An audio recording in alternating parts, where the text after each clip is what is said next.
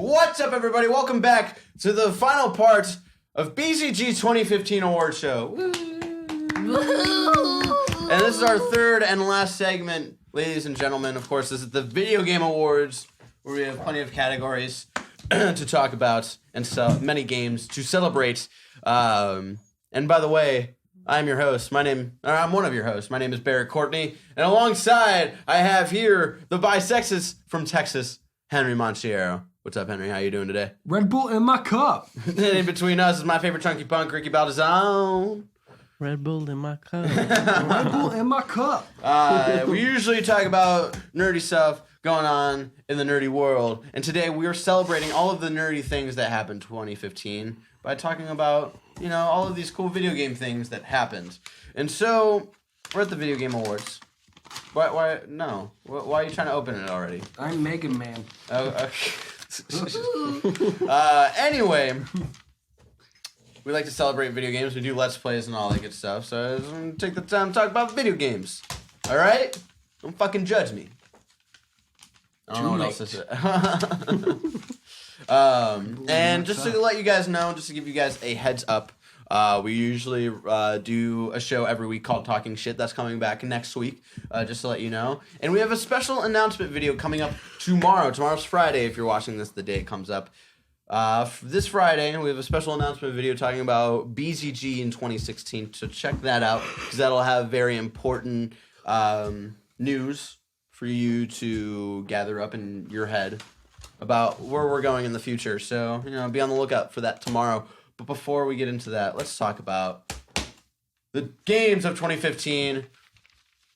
Every year, there's a game that you have to play with your shitty kid, because kids are shit, and they can't play cool games like Doom.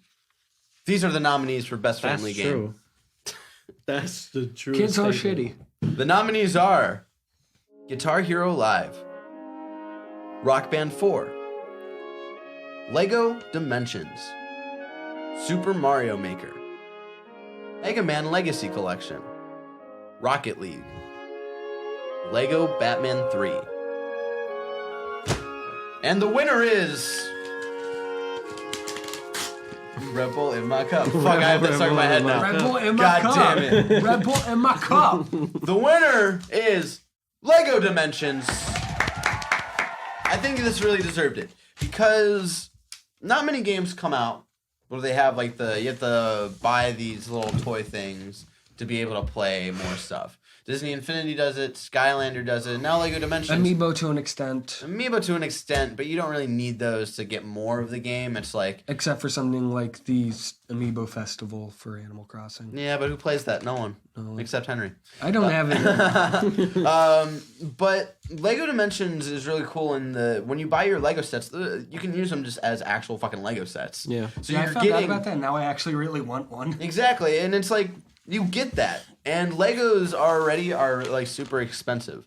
And so this is sort of like at like a reasonable price for a Lego set, and it's more of a video game. Yeah. And it's fucking awesome. And it's more just of regular Lego games. It's not like this weird sort of sandboxy of what Disney Infinity was and still sort of is. Disney Infinity is just weird. It's not explained well what that game is, but with this it's like, hey, for Lego Dimensions, it's like all of these universes are colliding together, and you have like all of these stories that you can do about like each universe. There's like a Doctor Who story to it. There's a fucking Ghostbusters story to it. Portal, Simpsons. Exactly. And like each little like DLC pack that you buy just adds to the story, like the main sort of story more. And it's really fucking cool of just like, you're just basically getting the ultimate Lego video game.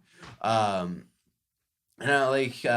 Miller talks about how cool it was to go through what's the town in Back to the Future, wherever Marty McFly is, and like it's so cool to like go to 1985 and then go to what they think 2015 is, and then go to, you mean with Trump, and then go to like 1955, I believe. And then 1885. Yeah, I don't know if they do 1885 in the video game, but like those three are definitely in there, and it's just like really cool things like that. And Greg was saying like he played it on like a show floor for the first time at like some gaming conference. He's like, oh wow, that was like really cool. I did not expect that. And one of like the Lego like employees there was like, it's as if we care, and that's like, and that's the thing is like they do. Like it's not like this fucking trying to cash grab like amiibos to an extent. Very much like Skylanders and Disney Infinity. I think those are just huge cash grabs. Yeah. But Lego Dimensions, it's like they have a plan, and it's like this really full package of like we actually care about the stuff that we make, and we want to give it to you. Yeah. And so that's why it deserves best family game. It doesn't like really the one thing that's not in it is like Star Wars though, right? Like they don't have any Star Wars parts. Harry Potter. Well, Harry Potter is going to be supported later. Like there's waves. Yeah, to it. Like they're doing waves to it. So it's just like you can't expect everything all at once. Right. It'll be interesting to see if Star Wars is in it at one point. I don't know if it will be because of Disney. Yeah, I'm interested. That's the thing. That was the part that made me sad because I've always like really wanted to like build up a Lego Star Wars collection, but I don't. But here, it's like they could get the rights to it because they did Star Wars games in the past. Of course, that was before Disney bought the Star Wars franchise. But like they have the Lego Marvel game. Like Lego Marvel. If Star Wars isn't going to be in Lego Dimensions, they'll definitely make a new Star Wars Episode 7 Lego game. Yeah, I think it'd be cool if like Astro Ninth one day did like the whole thing like they did with Lego Star Wars, the first one. Yeah, that would have been cool. I kind of Phantom Menace, definitely all the way. Yeah. I actually want to get the PS3 version of Lego Star Wars The Complete Saga just because those games are so nostalgic for me. Those are like fun. I was talking about this with Ricky a little bit. Like, I got like a lot of Christmas money. I'm trying to like figure out how to spend it, like sort of for BzG in a way of like what games I should buy for us to do Let's Plays for. And I'm thinking about renting because there's the whole PS Now thing. I'm thinking about renting the Lego Harry Potter games for like a week for Alyssa and I to like play through those and get like a bunch of Let's Plays for that because I think that would be cool because I've never actually played the Lego Harry Potter games. I have a copy of Lego Batman 3 if you want to borrow it. Oh, that would also be cool to play through that as well. Fucking fun. On the PS4? Yeah. Cool. So fun. So I have that and Lego Marvel, but I think I'm going to sell Lego Marvel soon. Yeah, that game is like, once you get through that game, it's like, all right, I've had enough. But yeah, Lego Dimensions, really cool. Really smart way to set up a sort of toy to game Plus kids franchise. love Legos. Exactly. Legos will always be a classic. You've seen how many always. I have. Yeah. I've seen how many amiibos you have. 4. Yeah. Too much. It's not too much. I have 1. Hey, I'm going to use them for cockfighting, okay? Okay, yeah. Wow. Every year, we get great video games. But what makes those video games great? Is it the voice acting? No. No, I'm kidding. Is it the writing? No, fuck no. No, I'm kidding. But it's really the moments, the really crazy twisting moments that grab us. That we're just like... I have a pit boy. Yeah, I was about to say, his pit boy's looking a little weird. It's just like those moments that stand out that make you say, holy shit, this game's awesome. Those crazy things. So we're doing it like... Superstar crazy. I'm trying... This was me trying to explain to the best of my ability what this category is. This category is the best moment in video games of 2015. And the nominees are... And the nominees are Joker sung in Batman Arkham Knight, Max going mad again in Mad Max, the last cabin scene in Until Dawn, creating World 1-1 in Mario Maker, taking down an AT-AT in Star Wars Battlefront, and taking down your first Deathclaw in Fallout 4. And the winner is... Just open your hand. Yeah! Oh my god. It still didn't work. Joker song for Batman Arkham Knight. Arkham. For Very Batman's well Padawan Acadawan. Very well deserved. I sort of don't disagree that Mark Hamill shouldn't have won best voice actor for the year for the VGAs or whatever. That's whatever. But definitely his performance was amazing. And that moment of him doing this really fucking silly song it was one of those moments of like, I did not expect that. That is fucking awesome. And it was because Arkham has always had those moments of the whole the first time you go into like the Scarecrow world and all this, it's like, oh shit, I did not expect that. And then Arkham City, The Mad Hatter scene. Mad Hatter scene to an extent, but mainly the moment in Arkham City was like, holy shit, Joker actually died. Because the whole thing was like, okay, Joker's dying, but we're gonna fucking save him because we're fucking Batman. But then he actually died, and that was like, holy shit. And then for this one, for Arkham Knight, there's actually a couple moments, and I was debating on which one to put in for the nominee list, because I didn't want several Arkham Knight nominees for this category. Oracle can't walk. But You're part of this too. But anyway, the Joker song, so good. And like definitely the first time I played it, like I didn't even notice I was supposed to be playing as Robin. Yeah. Like you're just like listening and watching them like twist around, and it's just so fucking good. And like it was probably 3/4 through the way through that song that I realized, oh fuck, I'm supposed to be defusing these bombs. I remember falling asleep while you were playing it that whole night, and I kept waking up to you like, oh shit, Ricky, go to sleep. Go to sleep. Yeah, because like all of these cool, amazing moments would happen and be like, oh fuck, no, he needs to like experience this by himself. So like you would wake up. There was like the point where like they're doing the flashback to Barbara being shot. Oh yeah. And you woke up to the gunshot. I was like, go to sleep. It'd been funny if I woke up, everybody down. I mean, like, do you guys have anything else to add to that moment? Like, like what was your guys' experience? He just hears the with gunshot. Get him out! With the Joker song specifically, it was a good way to do kind of like an Adam Westy kind of Batman thing. It was like not serious whatsoever. The thing that it made me think of immediately, also because it was the spinning, Batusi. was because it was spinning as like he was singing. It reminded me of that Simpsons episode with the carousel, where they're on Adam West and Robin are like tied on to the. Oh yeah. And then like Krusty's the villain. You know, and he like has him spinning, and then Bart tries it with Milhouse. Yeah. Then he throws up on the flag, and the veterans get all mad. It reminded me of that specifically, so that made it even better. Yeah. Because that's one of my favorite episodes.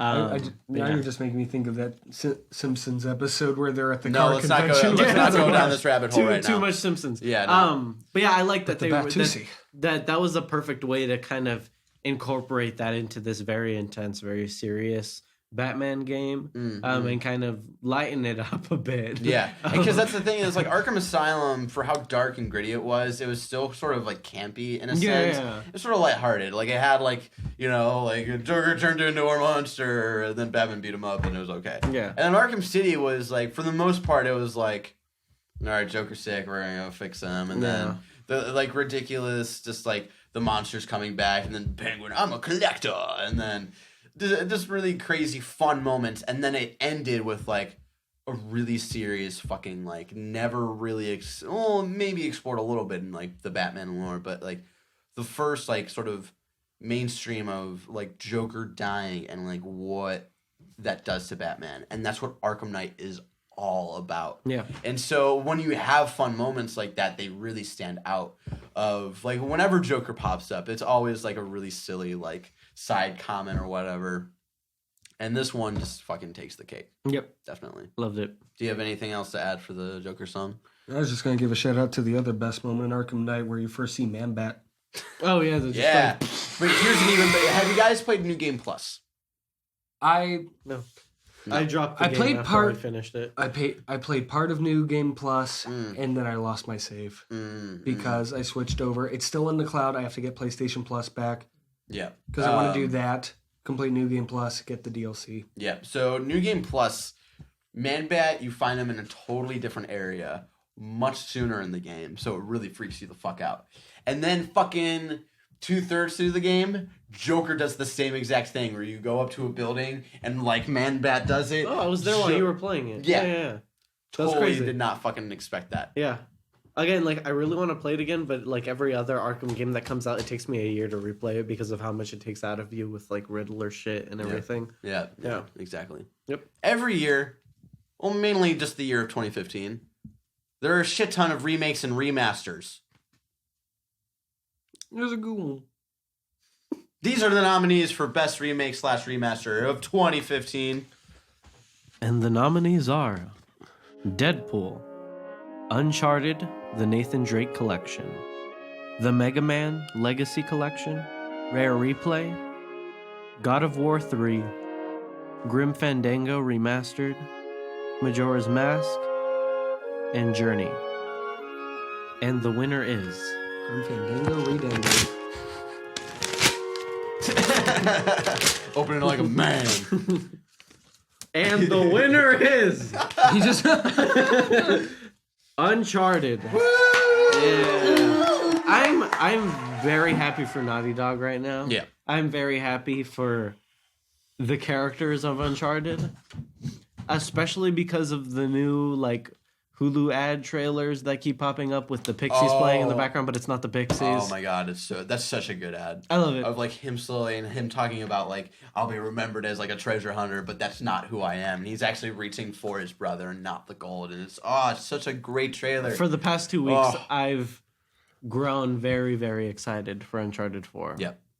I don't think I'm gonna buy it still. I'm still kind of I'm back gonna and buy forth. that. I'm gonna fucking buy that. I just know I'm gonna Because borrow here's the thing. from you. Uncharted the Nathan Drake collection, if that didn't come out, I would have never played an Uncharted game, and I would have never been excited for Uncharted 4. Yeah. And it was my first experience with Uncharted, and it's so fucking good. They're so good. Because they're the equivalent, they're like the video game version of Indiana Jones, where it's like, not that big complicated of a story. Yeah, there's some character progression and whatnot, but pretty it's just like it's fucking talking about treasure and having fun. And fucking. I like doing the jumping. It's not too the shooting. Like it's not too deep in any sense until you get to Uncharted 3, the best Uncharted, my opinion. Safety. It's that's when you finally get into the deep characterization of like how people met, and these games, specifically Uncharted 2 and Uncharted 3, looked at home on the PlayStation 4. Uncharted 1 looked a little dated. It felt a little dated. Yeah. But it was still fun. And when you get to 2 and 3, that's when I was like, oh, this is starting to feel good. This is starting to look really good on the PS4 as well. I like the early scene in Uncharted 3 where you're playing as a cute little lesbian. And then you realize it's Nathan Drake as a kid. It's like, wait, what is he talking about? I was like, yeah, what the fuck are you talking about? And it was just like really cool of like all the collectibles you can unlock and all that stuff. Real fun. Very fun. Yeah. Next category. Huh? No, I'm fucking hosting this shit. Next category. I'm your new daddy. Call me daddy. Anyway, every year there are games that we've never really heard of or before they've been released, and then they're released, and it's fucking crazy how good it is. These are the nominees for Most Unexpected Hit of 2015. And the nominees are Until Dawn, Rocket League, and Bloodborne. Say it, kitty. And the winner is... Rocket League! I mean, it deserves it. It definitely deserves it. And here's the thing is, it wasn't an unexpected hit for me. Like, I knew, like, I was going to really enjoy the game. Yeah. But Psyonix spent $2 million to make this game. They made $50 million after the fact. And that's so crazy, and that's so good that, like, Rocket League was so good of just how crazy and how big it became. I think definitely right when it came out, it was free for PlayStation Plus subscribers, all that good stuff. Obvious. And so that had the advantage of, hey, everybody check out this game, and then everybody did check it out, and people did start paying for it and playing it on PC, and now Xbox is getting it soon, and it's just so cool to see this game. The only reason I knew about this game is because the guys from Kind of Funny have been supporting it. They were supporting it like a month before it came out, and they're like, hey, this game's coming out. Here are beta codes. Check it out. And then it came out, and it was fucking awesome. So it was really cool to like see friends of Kind of Funny's like really succeed in what they want to do. Yeah. I really liked Rocket League. For the first like couple weeks that I started playing, it's a fun kind of kill time game. Once you drop out of it, it's hard to get back in. Yeah. But you know, it was still just like how big it became was fucking crazy. Yeah. Even like now, I can't like get myself to like delete it or anything because I still want it there. Yeah. Because I know at some point I'll jump back on for a little bit. Exactly. It's very silly, very great, very Exactly. emotional season I've had on that. And that's the cool thing is like it's not online only. And like if you want to just play it by yourself against AI, like there is that, and that's so fucking cool. I got attached to like the team I built for my season. Like I got really attached. Even like the cars I picked for them. Like it was really a really great game. Very fun. I love the customization on it. Yeah, I suck at it. It's always a favorite thing. I suck at it too, but it's so fucking fun. I suck at Madden. I love Madden 10. The thing is with Rocket League, it was much like Call of Duty, where for me at least, where one day I'll have a good like 4 or 5 game streak. It's fucking good. And then the next day I'm like 0 and 10. Yep. Yep. It's just one of those games. It's a like poop me shoot. in Counter-Strike. Like there are days where I'm like the best shooter on my team, and then other days I can't hit anything. It's such a funny game to reference, this Counter-Strike to me. I know. Fucking nerd. Like, I've never played Counter-Strike. Nerd. I have. I know. I can tell. The story. Every year, people make games. These are the nominees for Best Developer of 2015. And the nominees are Rocksteady for Batman Arkham Knight, CD Projekt Red for The Witcher 3 The Wild Hunt, From Software for Bloodborne, Psyonix for Rocket League, and Nintendo for Super Mario Maker. And the winner is Yes! He did it. Yes! CD Projekt Red. This was a good game. A very good game. Yeah. And I think they deserve it. Not even because the game was really good. Just because of them. But it was. Just because it was. But how they communicated with their audience and how they're like, hey, you guys get like all of this free DLC for the next like 6 weeks or whatever.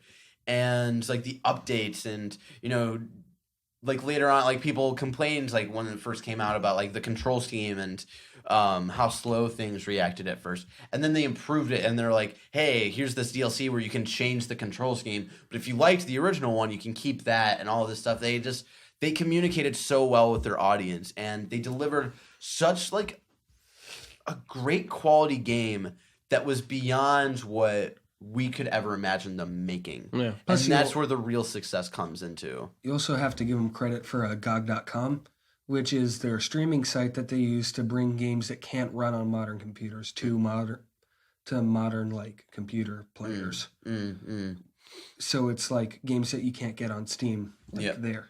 Yeah, and they're so cool, and like the lore they brought into The Witcher and like how deep it was, and they're from what country are they originally? Sweden and Norwegia. I think Norwegian, and like the prime minister or whatever came to their studio and like congratulated and like how big of a success. Well, you have to remember how big is. the Witcher books are there. Exactly, and that's where The Witcher came from, was like this book series. And the first 2 weren't big hits. They had a good like core audience. One of our friends was like super like, I'm so excited for Witcher 3, and then it came out and he never played it. But anyway, like Witcher 3 was sort of like a reboot, I think, for the series. Because even the story was, they did it on purpose where they sort of made it a fresh story that didn't have to connect with the first 2 for people to get it, because they wanted more people to get into it because they knew how much love they could put into these games. Yeah. So, CD Projekt Red, you debate. Every year, new games come out. These are our most anticipated games for 2016. And the nominees are Mirror's Edge Catalyst, Uncharted 4, Ukulele, Cuphead, Horizon Zero Dawn, The Legend of Zelda, The Last Guardian, Ratchet & Clank, Mafia 3, and Doom. And the winner is...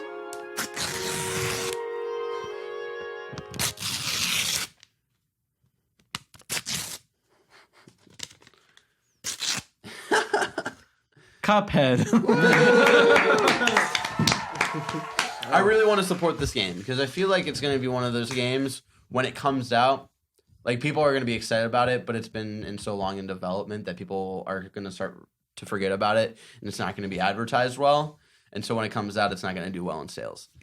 mainly because it's also exclusively console exclusive on Xbox. It's also going to be on Windows 10, but it's not going to be on PS4, where the majority of people are playing. And you know, when you're an exclusive to Xbox, you end up a little bit like Tomb Raider. Yep. So I'm really glad that this became the winner for most anticipated game, because Cuphead looks fucking phenomenal. I remember when we watched that trailer for the first time of just like the whole like old school like 1930s Betty Boop cartoon. Yeah, Betty Boop and sort of Steamboat Willie style like animation. I want to find out like exactly what animation studio it looks like, because it's not exactly Disney. Like I'm trying to remember like who did all like the Betty Boop and like the shorts done to Cab Calloway songs. Yeah. It's definitely a I would want to say it's a combination of the two, I would say. But it's got the whole like this whole thing going on. That's true. That's true. It's like the king of cartoons from Pee Wee Herman's going to present it to you or something like. And that's the thing. Like when I saw the trailer, I was like, "How has nobody thought of this before?" Yeah. Like that was so like that dawned on me. Like, how did nobody think to put the style, like art style, into a video game? Because it's so fucking perfect and good, and it makes sense And easy. And it's so classy Well, we made. don't know if it's easy. Well, to think do. about it, they have to animate that whole thing and allow you to move with it. That's true. Exactly. Yeah. So it's never easy to make a game. We appreciate you out there. He does not represent us in a court of law. I don't fucking represent anything. So I'm just, this game I hope is going to be good. Like I'm looking into if an Xbox One controller is going to be compatible with my computer. Like I will straight up just buy an Xbox One controller just to be able to play that on my laptop, because fucking keyboards are the worst. Yeah. So just, do you guys have anything else to say about Cuphead? Looks like good. It's gonna be a good game. Thanks You're for that welcome. contribution. You're welcome. Fucking hate you. Every I'm year. just here waiting for Brad to Clark. You mean never? I mean, Every year, shitty games come out. These are the worst game. These are the nominees for worst game of 2015. And the nominees are Tony Hawk's Pro Skater 5, MLB 15 The Show, Evolve, The Order 1886, and Mario Party 10. And the winner is What? Tony Hawk's Pro Skater 5, without a fucking doubt. That game sucked. Yeah. The game sucked. yeah, I felt like they spit in my face, called me a slut. need more Superman by Goldfinger. It was just such a sad moment of Tony Hawk used to be this huge game when we were kids, and it was one of those games that like in a way got us into games, because like skateboarding was so cool to us like when we were little, and it's like a video game about skateboarders, like, oh yeah, that's cool. Finally, Wow. you can look as cool as Tony Hawk before he got old Exactly. and started crying. Bam Margera shirtless? Sure. in every single game. You can play as Spider-Man in one of these and Shrek in another. And it like people aren't too fond of like Thug 2, and American Wasteland. But Love even those. those, I love those. fucking love those. That's my favorite ones. Just because of like the ridiculous stories that they have, and it was You can play as Benjamin Franklin. I fucking Thug 2. That's Fucking great. That's awesome. I invented the Healy. And it was just, it was understandable to see it turn into like, Project 8 wasn't too bad, but it turned into like Tony Hawk Ride and Downhill Jam, and like they're trying gimmicks. Yeah. They're trying gimmicks, and when like I saw those come out, I was like, Project 8. That's not what I want. I'm leaving Project 8 out of this. It's more of like the Downhill Jam and Ride, where I was like, that doesn't speak to me, but I understand why they're doing What it. was that sequel to Tony Hawk Ride that was just as awful? Probably Tony Hawk's Ride 2. It was like Tony Hawk Shred or something. I don't care. Yeah. So like I understood why they're doing it from a business standpoint of like gimmicks of like actually like your board is your controller and stuff. Like I understand that shit.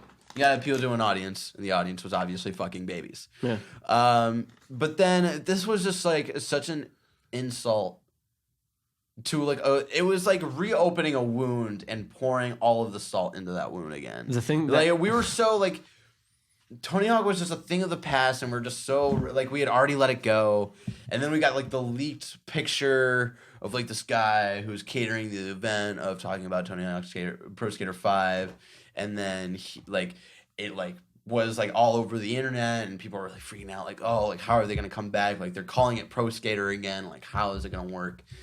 And when the game, even before the game came out, and seeing it on the show floor of E3 and seeing it at events, it was just like they obviously did not give a fuck, and it was so fucking sad. The worst thing about it was seeing the interviews of the people working on it and them talking about how much they want to create this environment where you can connect with other skaters and how this is exactly what you want. Like this Don't pretty tell much, me what I this isn't what I want. fucking want. Like that's pretty much what all of that was just like we're giving you exactly what you want and you're gonna fucking love it. Yeah. Now And call I'm me like, daddy. and I'm like, Fuck nah. you. Like, fuck you, dude. Call me daddy.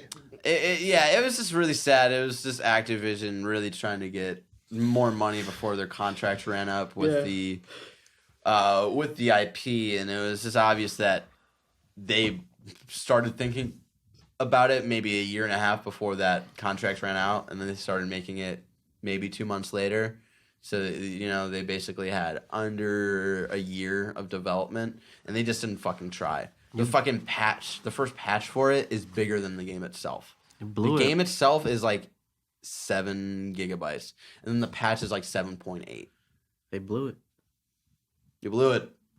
It's over. Fuck you. Yep. Anyway, every year, amazing games come out. But aren't Tony Hawk's Pro Skater 5. But not Tony Hawk's Pro Skater 5. These are the nominees for Best Games. Best Game of 2015. And the nominees are Star Wars Battlefront, Bloodborne, The Witcher 3 The Wild Hunt, Batman Arkham Knight, Rocket League, Until Dawn, Mad Max, Super Mario Maker, Fallout 4, and Undertale. And the winner is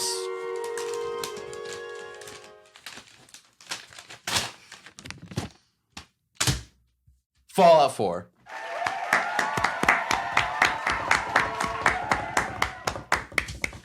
Fallout 4 was definitely something I was nervous about leading into it. Because I had just finished Mad Max right before it was coming out.